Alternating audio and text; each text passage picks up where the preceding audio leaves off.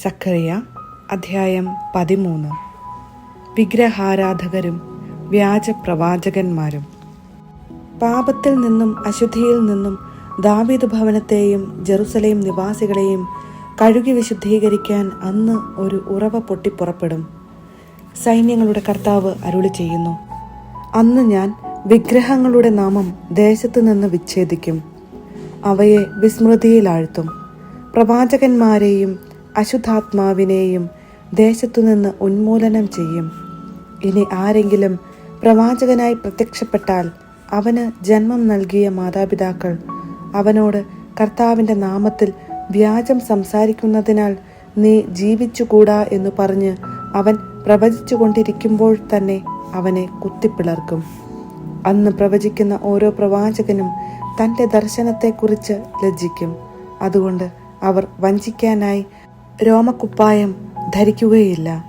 അവൻ പറയും, ഞാൻ പ്രവാചകനല്ല, കൃഷിക്കാരനാണ്. ചെറുപ്പം മുതലേ ഭൂമിയാണ് എൻ്റെ സ്വത്ത്. നിന്റെ മുതുകിൽ കാണുന്ന ഈ മുറിവുകൾ എന്ത് എന്ന് ആരെങ്കിലും ചോദിച്ചാൽ അവൻ പറയും, സുഹൃത്തുക്കളുടെ വീട്ടിൽ വെച്ച് എനിക്ക് ഏറ്റ മുറിവുകളാണ്. സൈന്യങ്ങളുടെ കർത്താവ് അരുളി ചെയ്യുന്നു, എൻ്റെ ഇടയനെതിരെ, എന്നോട് ചേർന്ന് നിൽക്കുന്നവനെതിരെ വാളെ, നീ ഉയരുക, ഇടയനെ വെട്ടുക, ആടുകൾ ചിതറട്ടെ, ദുർബലർക്കെതിരെ ഞാൻ കരം ഉയർത്തും. കർത്താവ് അരുളി ചെയ്യുന്നു, ദേശവാസികൾ 2/3 ഭാഗം നശിപ്പിക്കപ്പെടും, 1/3 ഭാഗം ശേഷിക്കും. ഈ 1/3 ഭാഗത്തെ വെള്ളി എന്ന പോലെ ഞാൻ അഗ്നിശുദ്ധി വരുത്തും, സ്വർണമെന്ന പോലെ മാറ്റുപരിശോധിക്കും. അവർ എൻ്റെ നാമം വിളിച്ചപേക്ഷിക്കും, ഞാൻ അവർക്ക് ഉത്തരമരുളും.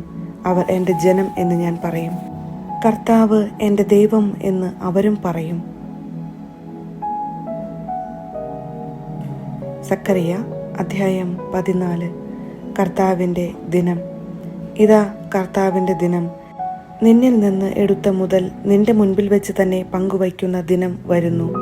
ഞാൻ സകല ജനതകളെയും ഒരുമിച്ച് കൂട്ടി ജെറുസലേമിനെതിരെ യുദ്ധം ചെയ്യാൻ വരുത്തും. അവർ പട്ടണം പിടിച്ചെടുക്കുകയും വീടുകൾ കൊള്ളയടിക്കുകയും സ്ത്രീകളെ അവമാനിക്കുകയും ചെയ്യും.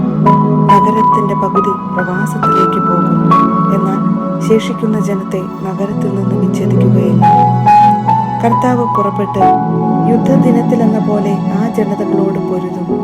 ജെറുസലേമിന് കിഴക്കുള്ള ഒലിവുമലയിൽ അന്ന് അവിടുന്ന് നിലയുറപ്പിക്കും. ഒലിവുമല കിഴക്കു പടിഞ്ഞാറായി നടുവേ പിളർന്ന് നടുക്ക് വലിയ ഒരു താഴ്വരയുണ്ടാകും. മലയുടെ ഒരു പകുതി വടക്കോട്ടും മറ്റേ പകുതി തെക്കോട്ടും നീങ്ങും. എന്നാൽ ഈ താഴ്വര ആസാൽ വരെ എത്തുന്നത് കൊണ്ട് നിങ്ങൾ എൻ്റെ പർവ്വതത്തിൻ്റെ താഴ്വരയിലൂടെ ഓടിപ്പോകും. യൂദാ രാജാവായ ഉസിയായുടെ കാലത്ത് ഭൂകമ്പം ഉണ്ടായപ്പോൾ നിങ്ങൾ ഓടിയതുപോലെ ഇപ്പോൾ ഓടും. നിങ്ങളുടെ ദൈവമായ കർത്താവ് തൻ്റെ എല്ലാ പരിശുദ്ധന്മാരോടും കൂടെ വരും. അന്ന് തണുപ്പോ മഞ്ഞോ ഉണ്ടാവുകയില്ല. അന്ന് തുടർച്ചയായി പകലായിരിക്കും, പകലും രാത്രിയുമല്ല, പകൽ മാത്രം. കാരണം വൈകുന്നേരവും വെളിച്ചമുണ്ടായിരിക്കും. ഈ ദിനം കർത്താവിന് മാത്രം അറിയാം.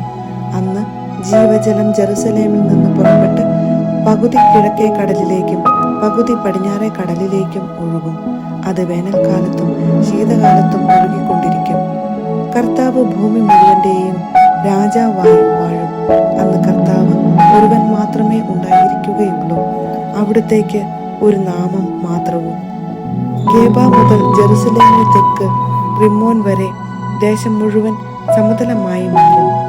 എന്നാൽ ജെറുസലേം ബെഞ്ചമിൻ കവാടം മുതൽ പണ്ടത്തെ കവാടത്തിന്റെ സ്ഥാനത്ത് നിൽക്കുന്ന കോൺ കവാടം വരെയും ഹനാനേൽ ഗോപുരം മുതൽ രാജാവിന്റെ മുന്തിരി ചക്കുകൾ വരെയും ഉള്ള സ്വസ്ഥാനത്ത് ഉയർന്നു നിൽക്കും. അവിടെ ആളുകൾ വസിക്കും, കാരണം ഇനിമേൽ അത് ശാപഗ്രസ്തമായിരിക്കുകയില്ല. ജെറുസലേം സുരക്ഷിതമായി വസിക്കും. ജെറുസലേമിനോട് യുദ്ധം ചെയ്യുന്ന ജനതകളുടെ മേൽ കർത്താവ് അയക്കുന്ന മഹാമാരി ഇതാണ്.